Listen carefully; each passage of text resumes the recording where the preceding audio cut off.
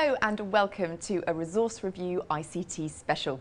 Do your primary history resources belong in a museum? Well, today we're looking at 3 ICT teaching aids that will bring you into the 21st century. A digitext that features the life of an extraordinary sportsman. A website that charts the lives of 10 historical characters. And a create your own local history website.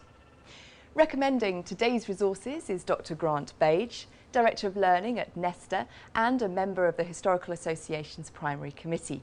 Welcome, Grant. On the panel today we have Colin Hinson, a freelance educational writer, and teacher Tony Hopkins from Midhurst Intermediate School in West Sussex. And our resident ICT investigator Matthew Tosh will be checking out the resources in his test lab. Well, Grant, let's begin with your first choice of resource. It's the digitext. Tell us about it. Well, a digitext is basically a screen-based book, and this one's called Fields of Glory.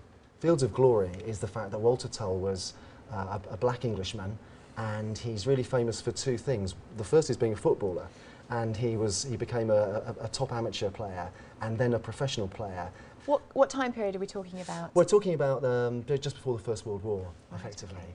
And then the second bit of the Fields of Glory is that Walter volunteered to go and fight in the First World War, did that in a very distinguished way, worked his way up through the ranks, became the first black officer in the English British Army, and then was tragically killed in 1918 at the Second Battle of the Somme. What a story, though. So what is it about this digitext that you particularly like as a teaching resource? Well, I think the fact that it's got this incredibly rich content that's otherwise really quite difficult to access, but also as a teaching resource, it's got an imaginary diary where Walter speaks to you directly, and that's quite engaging. But it's got lots of historical materials that back that up, you know, postcards and letters and photos. Great. Well, thank you very much. Let's kick off with Matthew's first report from the test lab, and he had a closer look at Fields of Glory. This resource is a kind of digital textbooks where pupils can navigate through text and images at their own pace quite easily on the computer screen. And in this textbook here, we're going to be looking at the diary and letters of Walter Tull. Now, as you can see, the layout of the screen is quite straightforward. You've got the main body of the text in the middle, and at the bottom there's a timeline which shows you where the particular bit of text fits in chronologically. On different parts of the timeline you can access letters as well, just by clicking on the left-hand side like so. And it gives you the letters that Walter wrote and had sent to him. Some of the screens have supporting images, and these images can be enlarged like so. We can see a picture here of the Spurs football team. We've also got access to little extra snippets of information. Some of these are football based and some are non-football based. If you want the football ones, you click on the football like that, and here we can see Walter's goals for Spurs at that time. And in addition to all these, we've got access to newspaper clippings, and wait for this, even movie footage like this one here. This is a match between Arsenal and Newcastle. It was held in 1919, probably at Arsenal's football ground at Highbury. Now that piece of film footage came from the early 1900s, which I think is absolutely incredible to have access to. Now there are some words on the resource which are underlined in blue, giving you access to a rather limited vocabulary page, a little glossary going on here. And some of the words, if you click on them, are pronounced just like that to help pupils with their reading. At the very bottom of the screen there is access to a toolbar which gives you a bookmarking facility so you can mark pages of interest, and there's a neat little feature here, this notepad. It's a digital exercise book in effect. You can have up to 11 pages of notes, and there's even a bookmarking facility here. Now this is linked to a pupil-specific login, and there are even teacher logins as well. So if you're logged in as a teacher, what it means is you can access individual pupil notes, and this could be good for marking homework. Well, that's the end of our resource, the Fields of Glory. I'll hand you back to Hermione.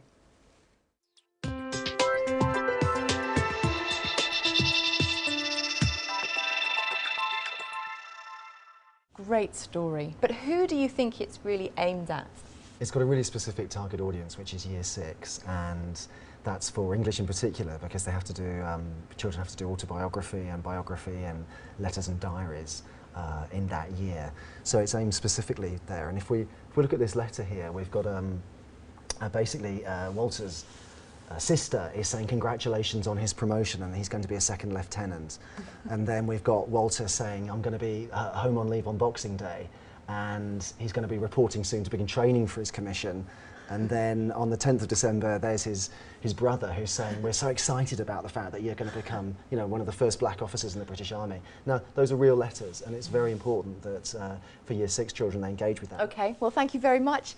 Now, Tony, as a teacher who you've actually worked with this resource in your classroom, how did you find it? I found it an excellent resource. I mean, the key for me was the way the pupils looked at it and adapted to it and liked it. I think it's a super story, and it may not be correct to say so, but it is going to appeal to the boys. I think it has a lot of use in a wider context in schools, which just to be mentioned in PHSE, I can see it being used. I did talk briefly to an English colleague, and they do this sort of work within the English department, because I couldn't justify buying it in my own history department because of the cost, but I think it's got a lot of potential for schools. Okay, well, let's see what Colin thinks as well. Colin, your thoughts? Well, I thought it was a terrific resource, particularly for lower ability pupils, and I felt that because history is a subject where you need to have a personal engagement with it, there needs to be a reason for studying history, and for some pupils, football is that way in, so they make that football and history link, makes it much easier to teach. I thought it was a great resource. I'm afraid we've got to move on now to Grant's second choice of resource. Now, the only negative point on that one was it was a little bit expensive, but your second one is completely free. It's a BBC website. Now, with the BBC, any BBC website, any BBC resource, it comes with that assurance of quality, really. And what is this particular website? It's a website aimed at 5, 6, 7-year-olds. And it's picked 10 famous people from across the world, people like, you know, Pocahontas and Christopher Columbus and Henry VIII, and it's really their life stories and some activities around them. But it's very simple, and that's what I like about this site. It's free, it's safe, and it's extremely simple. Well, before we discuss it any further, let's return to Matthew in the test lab, and he put BBC Schools' famous people through its paces. There are two versions of the BBC Famous People website. There's a flash version and a non-flash version. Whilst both versions have the same content, the flash one is much richer in media content and audio support. And it's the flash version we're going to have a look at today. Click on one of the icons to begin. Now, if you're using this resource on an interactive whiteboard with a whole class, you probably want to switch the sound off, and this can be done by clicking on the audio off button. Now, there are a total of 10 people that you can look at on this website, and we're going to have a look at Brunel. Now, all of the sections for each famous person are the same layout, and you can see here we've got an introductory screen, and we're going to go and have a look at the Learn section. Okay, so you can see the screen is quite clearly set out. There's not much text there, and it's very easy to read. Some of the screens have extra information, like the area in green on here, which is clickable. Now, once you've done the Learn About section, you can go and have a go at some activities. There's one down here, it's a train game. And the game here allows me to build a railway. And I literally drag on little bits of railway track like so to make a railway track. At all points throughout the website, there is access to a help screen for the pupils at the top right-hand corner. And there's even a teacher's help section in the top left-hand corner. Back on the main page, there is access to teacher support materials and even some printable worksheets for the pupils to write on, like this one here for Edward Jenner. Well, that's it for the Famous People website. I'll hand you back to our panel.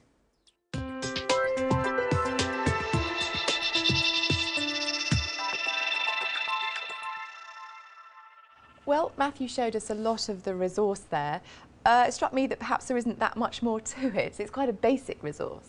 It is, and that's why I chose it. I mean, effectively it's free, and also it's very simple, which means that very young children can use it independently. And it's fair to say, I think, that some of the resources on there are, you know, variable. I mean, this is the story of Pocahontas, who, of course, is another amazing story, really. Well, let's see what the panel think. Tony, how did your pupils respond?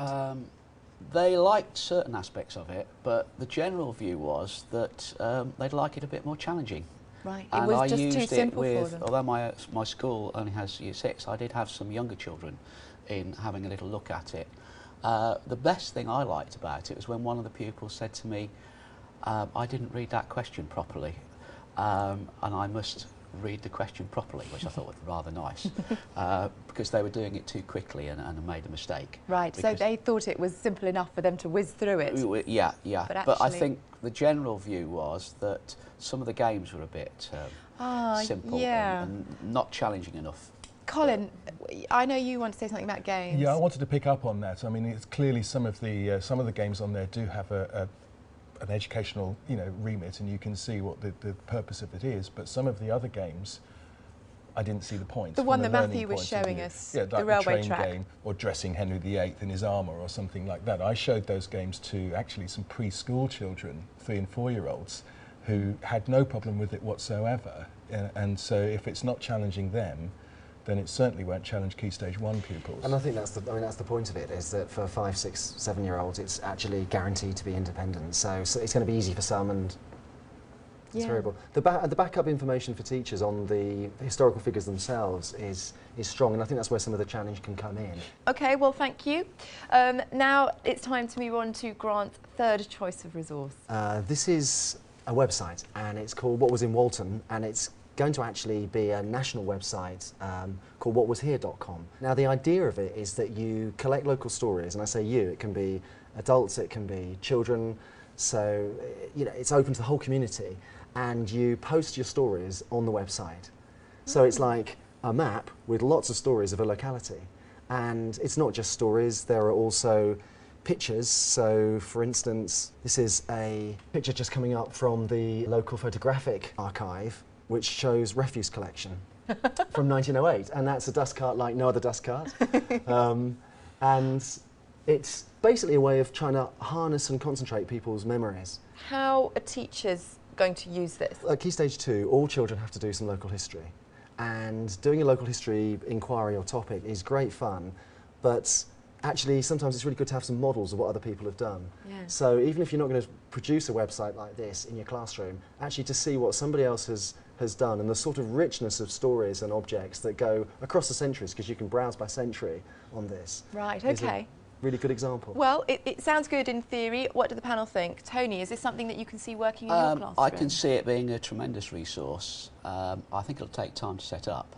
Yes, and it's not quite there you've got to do yet. it very much in your own locality. What I think something like this will do is give people ideas of what to put on their own resource. Okay, Colin, your thoughts? I love the interactivity of this, and one of the two things I really liked about this is, first of all, it's about intergenerational learning, but also it gives the opportunity for younger people, the pupils, to actually input their own memories as well, although they're briefer memories, obviously. Yeah. But nevertheless, it's a valid thing that their memories are there as well. So what it means is that pupils are becoming producers as well as consumers of history. Okay, well, I'm really sorry, that's all we've got time for today. 3 excellent resources, thank you very much, Grant. To recap, they were Fields of Glory, the diary of Walter Tull from Longman Digitexts, BBC Schools' Famous People website from the BBC, and whatwasinwalton.com from www.whatwashere.com. For information about the resources that we've discussed today, go to our website. It's teachers.tv/resource review, or email us resourcereview@teachers.tv. Thank you very much to our panel, to Grant, to Colin and to Tony. Thank you for joining us. We'll see you next time on Resource Review. Bye-bye.